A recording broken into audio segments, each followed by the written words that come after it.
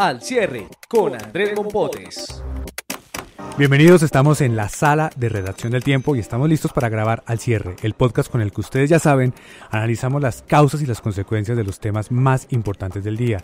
Y este miércoles 12 de septiembre de 2018 vamos a hablar de cuáles son las nuevas revelaciones y las consecuencias del escándalo de las chuzadas, de quién es el general que resultó detenido por esta misma situación, de cuáles son los avances y las novedades de los anuncios que hizo hoy iPhone con sus nuevos modelos y del evento de celulares, de hacer cine con celulares que se realiza este fin de semana en Bogotá. Soy Andrés Mompotes, su director de Información del Tiempo. Comenzamos. Lo más leído en eltiempo.com. Y en el tema más leído empezamos con un escándalo.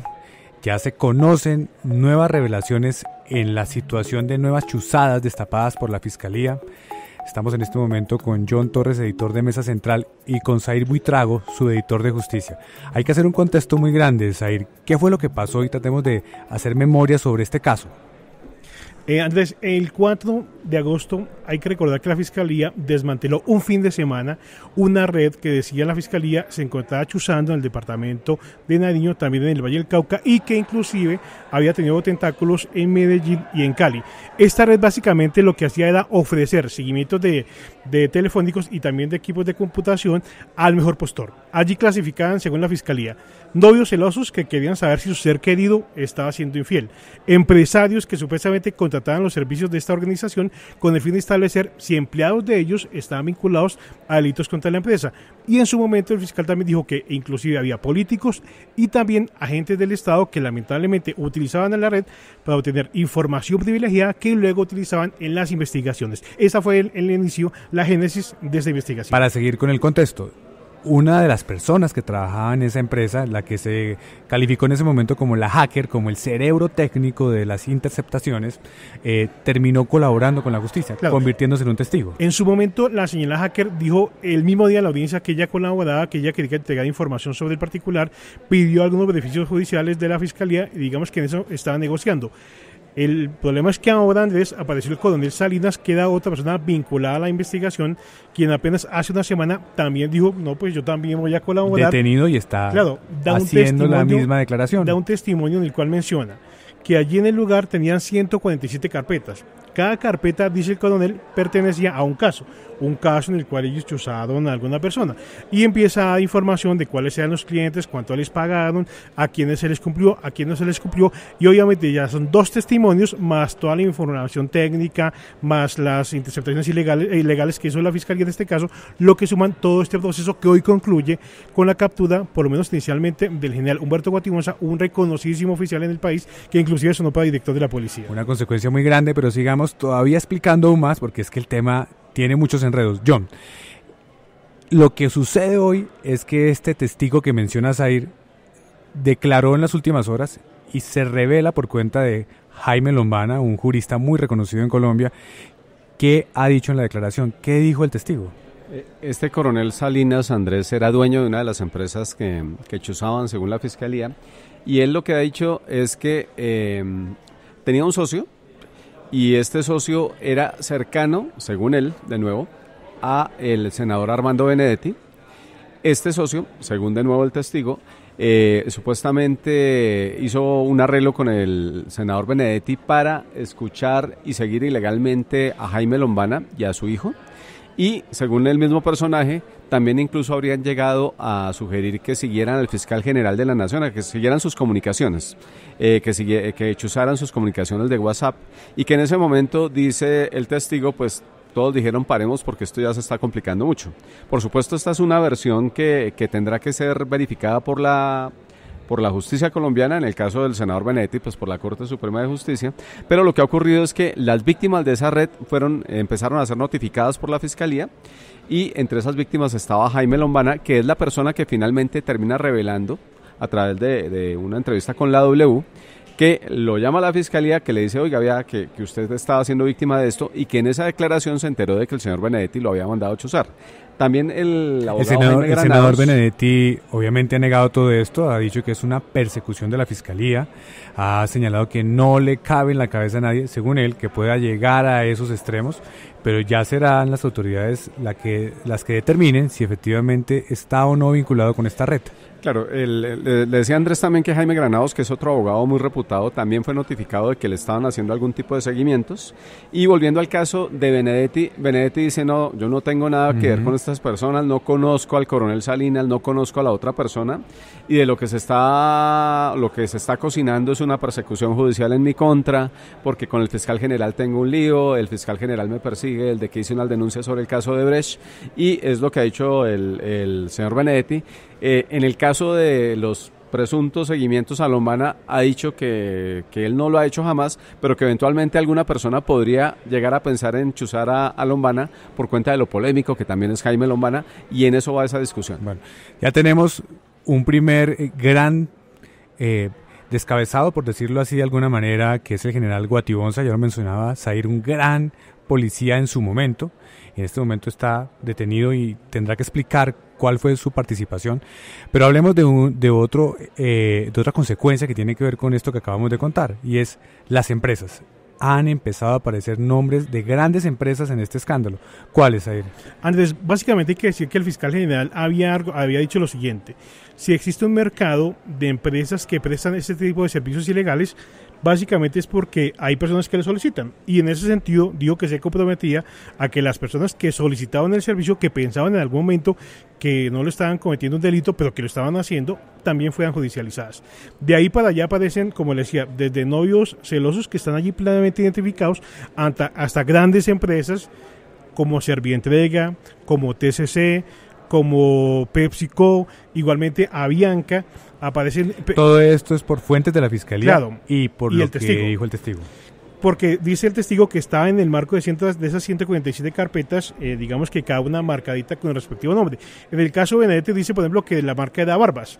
Había una marca Servientrega, había otra marca TCC, y había empresas grandes como estas y pequeñas empresas antes como una IPS de Acacias, departamento del Meta, que pagó 18 millones de pesos para mirar quién de sus empleados al parecer estaría robándole el tema de los seguros. Y digamos que de ahí para allá hay todo tipo de empresas que tendrán que ser llamadas seguramente por la Fiscalía a responder. Claro, lo que hay aquí hasta ahora es que se menciona el nombre de unas empresas. Eso no implica, hasta este momento al menos, que haya habido una responsabilidad, una decisión empresarial, una decisión corporativa de requerir a este tipo de servicios.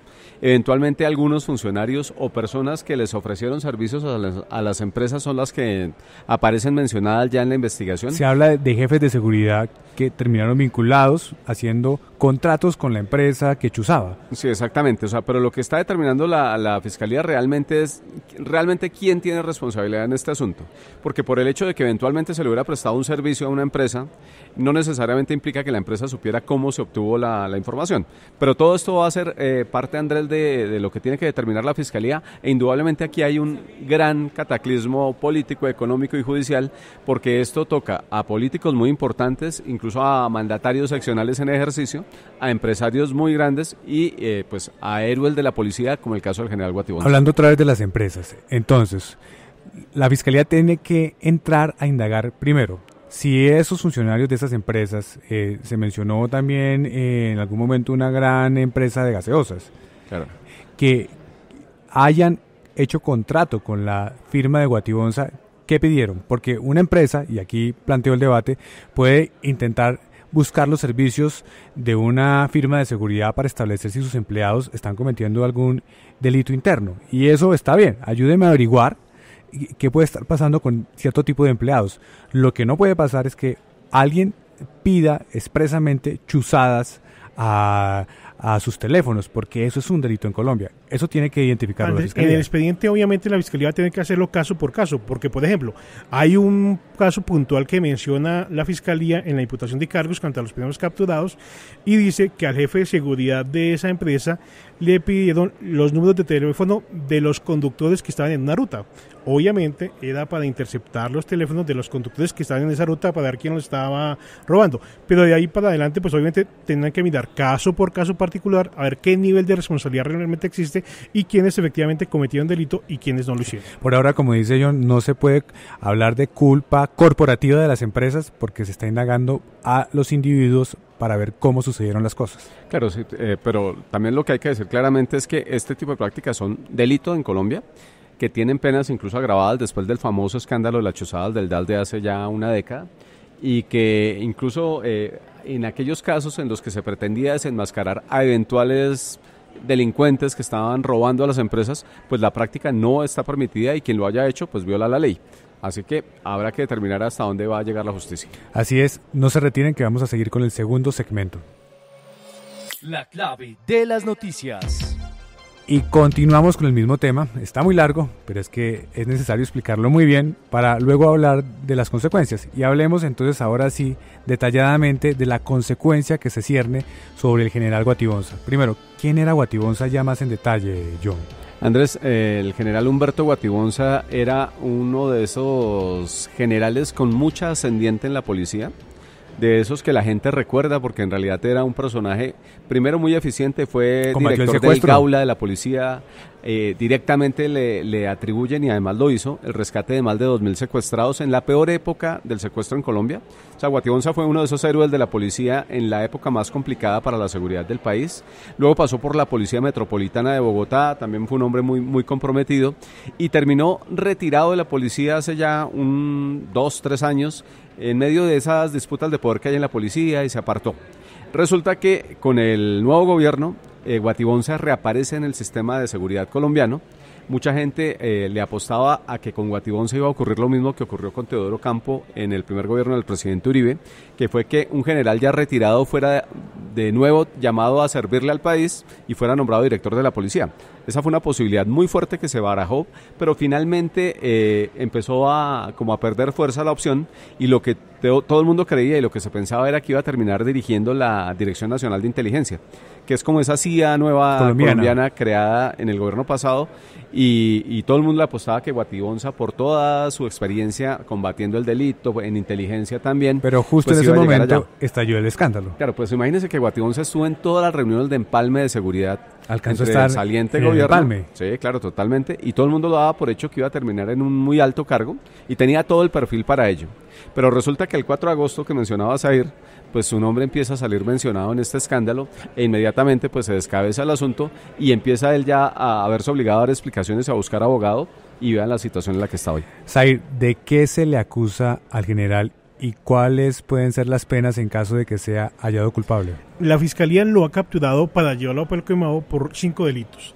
Hay que recordar, como lo mencionaba yo, que el tema de las chuzadas, pues obviamente es mucho más drástico luego de todo lo que ha pasado en el país. Y a él le van a imputar delitos como concierto para delinquir, pero también la utilización ilícita de medios electrónicos, acceso abusivo al sistema informático, uso de software malicioso y todos esos delitos vinculados a las prácticas que se habrían cometido para acceder a las cuentas de las personas, tanto de correos como a las llamadas de teléfono. Estas penas, Andrés, se han incrementado no solamente tras las chuzadas, sino a raíz de un proyecto de ley que fue aprobado en el Congreso de la República, promovido por el Fiscal General de la Nación, que incrementaba la pena por concierto para delinquir.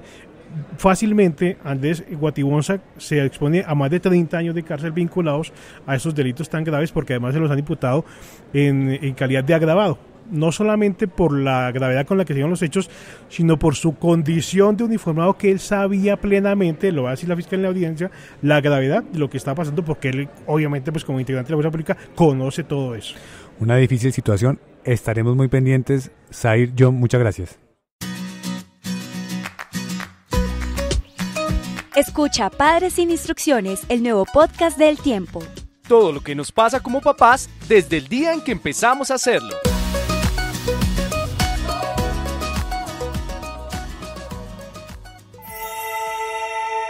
La cifra del día. Y en la cifra del día vamos a hablar de tecnología. Hoy en Estados Unidos se lanzaron los 3 nuevos modelos de iPhone. Esa es la cifra, 3. Estamos con Linda Patiño de la sección de tecnología del Tiempo para que nos cuente qué traen estos aparatos. ¿Qué viene con ellos, Linda?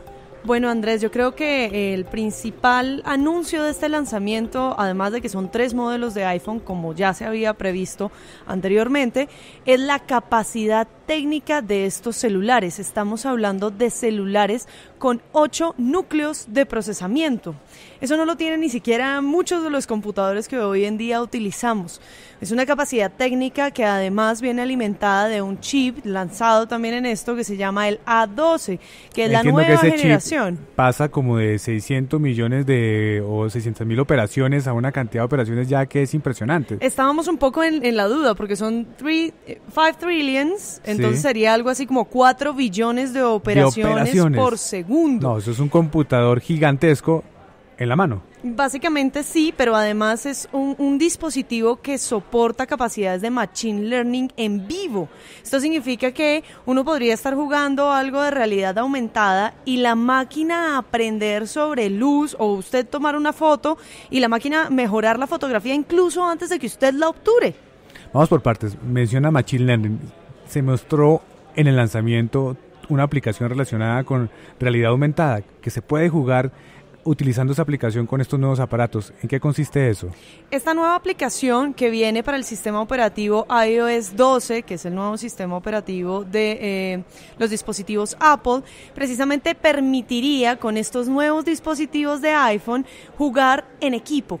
Entonces hay 3 pantallas viendo conectadas a la misma aplicación, viendo en realidad aumentada un mismo artefacto, como un arcade de los viejos tiempos, y pudiendo interactuar entre sí y pasando las personas enfrente del dispositivo, viendo las personas, pero viendo también la animación en realidad aumentada. Lo diferente, para que los oyentes entiendan, es básicamente que ya no es realidad aumentada yo con yo, sino yo con mis amigos y nuestros celulares integrándonos y viendo lo mismo al mismo tiempo.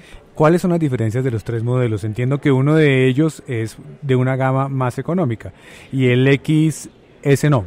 Dicen los expertos que no es XS, es 10S. Exactamente. Es el más costoso. Bueno, hablamos de el XS, el 10S, que es el reemplazo del lanzado el año pasado. Tenemos el 10S Max, que es la diferencia. Primero, una mayor duración de la batería, porque tiene más espacio. Segundo, el iPhone de mayor tamaño de pantalla en toda su historia. Estamos hablando de 6.5 pulgadas de pantalla. Es una cosa grandísima, que incluso dentro de la misma conferencia dijeron estaría planeado para editar videos en el celular o audios. Y lanzaron también el iPhone XR, que es precisamente el 10R, que es el de la línea más económica entre comillas, porque sale a $749 en la versión más económica de 64 GB, que viene en 3 diferentes capacidades de almacenamiento y 6 nuevos colores, entre ellos el rojo, el azul, el amarillo y el coral.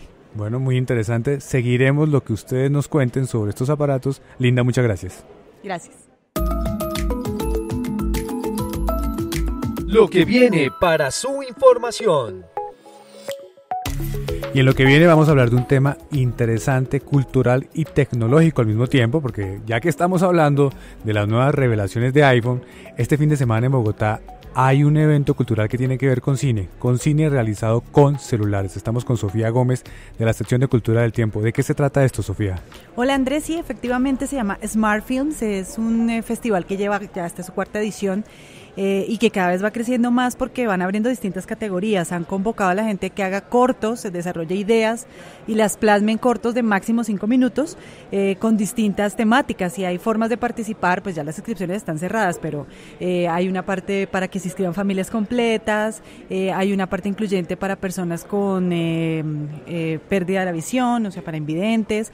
Vienen invitados a los paneles importantes. Va a estar aquí Oliver Stone, es como la cereza del pastel de Smartphones. ¿Y él ha incursionado en ese tema de los celulares para hacer películas?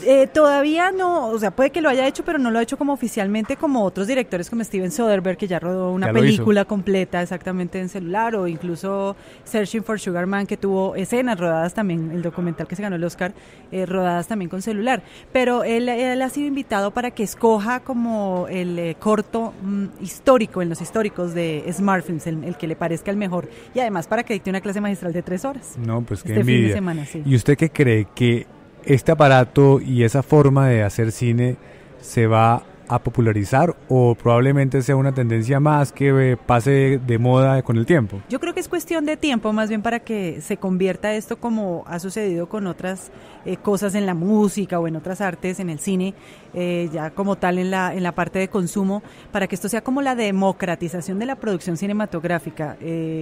Ya teniendo la tecnología al alcance de la mano, podríamos hablar que lo único que necesitamos es creatividad realmente para poder llevar a cabo o ejecutar una idea en formatos audiovisuales. Sofía, muchas gracias. Gracias, Andrés.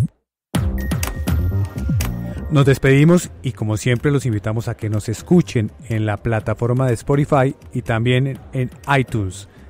Mañana nos esperamos al finalizar la tarde en eltiempo.com. Feliz descanso.